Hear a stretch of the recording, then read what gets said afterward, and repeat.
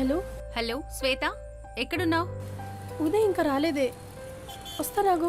ఇప్పుడు 8 అవుతుంది. 9 గంటలలోపు నేను ఉదయ్ వచ్చేస్తాం. బాయ్. ఇంకో 6 గంటల్లో యూనిఫామ్ తీసేయాలి. అన్ని లెక్కలు చూసేసాను. ఇంకొకటి పెండింగ్ ఉంది. అది రోజు నైట్కి ఫినిష్ చేసేస్తాను. నాకు సంబంధించినంత వరకు కోర్టులో జామీన్ తీసుకుని బయటకు రావడం, మినిస్టర్ రికమెండేషన్తో రావడం, ఇలాంటివి నాకు నచ్చవు. నాకంటూ కొన్ని రూల్స్ ఉన్నాయి.